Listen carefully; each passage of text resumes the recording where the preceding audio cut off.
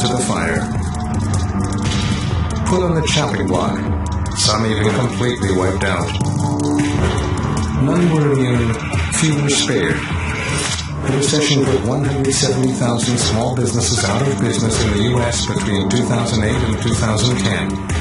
In 2011, private dental practices began posting shrinking collections and income. Things are looking brighter. Unemployment is down. Real estate is up. Consumer spending so far this year has exceeded the last 5 years. But in 2014, dentistry will face adversity once again. Corporate takeovers and big box dentists are becoming a bitter reality. What you do in 2014 will ultimately dictate your future and whether or not you will keep your practice. Dentists will be sharply divided. There will be winners and losers. Some will thrive, many will just survive. Some will fail. Your future is 100% dependent on you, the way you act. As a business owner, an entrepreneur, and a community influencer will determine whether you succeed or struggle. That's right. Characteristics alone will separate you. There are characteristics every doctor can learn that will guarantee success. It will separate the haves from the have-nots. The haves will generate a thriving practice, while the have-nots will work twice as hard, only to find their practice in jeopardy. The scary part? The majority of you are heading down the path of a have-not, unless you change now. Why are most of you have-nots? Because most of you are weak leaders. You work one day at a time, walking through the motions, fearing the impact of an ever-changing economy. Most of you have no idea how to lead. You simply manage. Your only hope is in being a confident leader. To be a confident leader, it's necessary to always have a plan, gain a clear vision for the future of your practice, and gain total confidence in your ability to lead. Doctors who learn how to lead will prosper, while leaving those who allow fear to motivate them left to struggle. Most of you are blindly in a self-centered mode. This forces you to see patients and staff as a means to an end. Anytime you make a decision, the first person you think about is you. People aren't drawn to you like they used to be. Your teams are underperforming, and there's no longer an influx of new patients. You've missed it. You have to care for your patients without expecting anything in return.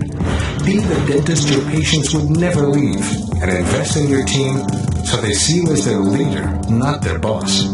When this happens, you'll find you're no longer short-sighted, but you gain vision for a practice that will outlive you. The reality is, you won't. You'll never step out and invest in your own practice to the degree you should. No doubt you have thousands of excuses why spending money on your practice and your team is a bad idea. And you're too cheap to see past the cost and realize it's an investment with a return that will far outweigh what you put in. Spending money to upgrade your office, your equipment, your team, and your patient experience are all investments that will drive up revenue. For a doctor that's revenue-focused, these investments are not optional, but essential. Most of you compare yourself to the average instead of the exceptional, and strive only to be better than average. The average general dentist is a solo practitioner, makes $174,000 a year, works 4 to 5 days a week, and spends 30 to 35 hours working in the practice treating patients. At best, that leaves only a few hours each week to work on the practice. Imagine making $500,000 a year or more and working only as much as you want, being free to take as many vacations as you want to places you've always dreamed of going. All possible because you have associates and staff in your practice that are also revenue producers. Not to mention, have you ever stopped to recognize your God-given abilities? That's really what you should be judging yourself against. Otherwise, you'll claim false success and accept underachievement. Be honest with yourself and what you're truly capable of. Set a new bar for yourself and test new limits by trying things you've never tried before and taking risks in order to grow your practice.